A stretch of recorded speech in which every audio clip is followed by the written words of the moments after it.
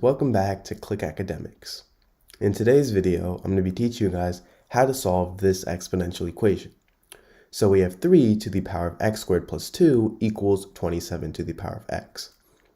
Now what I'm first going to do is I'm actually going to replace 27 with 3 to the power of 3. Because remember, 27 is 3 to the power of 3. And we are powering this with x. So we have 3 to the power of x equals 3 to the power of x squared plus 2. Now, if we have something in the form a to the power of m to the power of n, this is actually equal to a to the power of m times n. So this is an important property of exponents. So if we have 3 to the power of 3 to the power of x, this is actually equal to 3 to the power of 3 times x, which is simply just 3x. And this is equal to 3 to the power of x squared plus 2. Now, because our bases here are the same, that means our exponents are the same as well. Because if we have a to the power of x equals a to the power of y, this means that x is actually equal to y. So that means that x squared plus 2 is equal to 3x. So now if I subtract by 3x on both sides, I get x squared minus 3x plus 2 equals 0. And now, as you can see, we have a quadratic equation, meaning we can find the solutions to this using the quadratic formula, which is negative b plus or minus the square root of b squared minus 4ac divided by 2a. So a is 1 because there is no coefficient here. B is negative 3 and C is 2.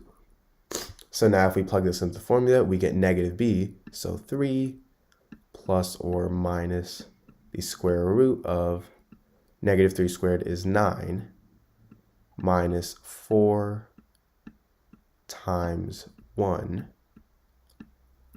times C is 2. And we are dividing this by 2 times 1, which is simply 2. Now, 9 minus 4 times 2 is 8, so we have 3 plus the square root of 1, which is simply 1 over 2. And we also have 3 minus 1 over 2. Well, 3 plus 1 is 4, and 4 divided by 2 is 2, so x equals 2 is one solution, and 3 minus 1 is 2, 2 divided by 2 is 1, so x equals 1 is another solution. So now, these two are our solutions to this equation.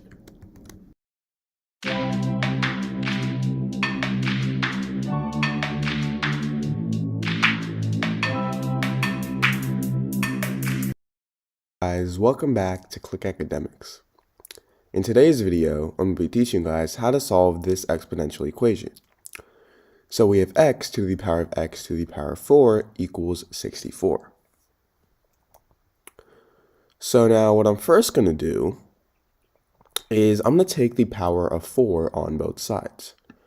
So now we have x to the power of x to the power of 4 to the power of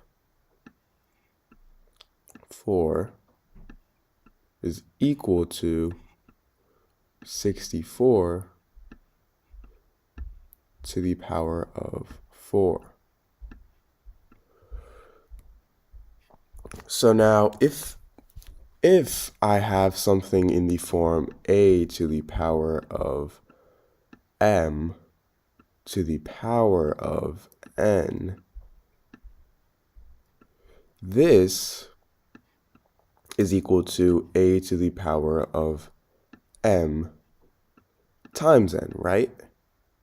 And a to the power of m times n is also equal to a to the power of n times m.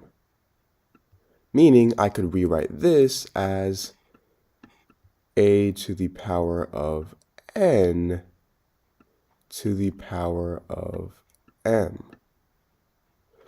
So right here, as you see, we have x to the power of x plus 4 to the power of 4.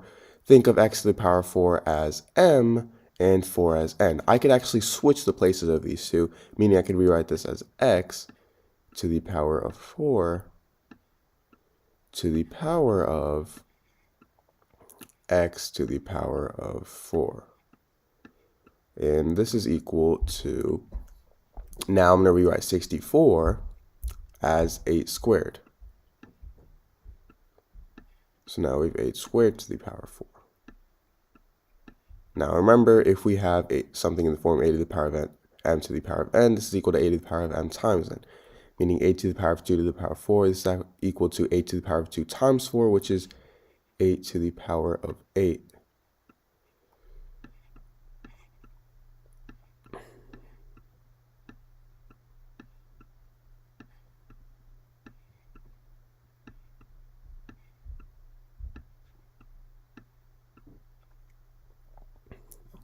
So if we have something in the form a to the power of a is equal to b to the power of b, and then this also means that a is equal to b. And as you can see right here, we have x to the power of 4 to the power of x to the power of 4 equals 8 to the power of 8. This means that x to the power of 4 is equal to 8. So now to cancel this power out, I'm actually going to take the root of 4 on both sides.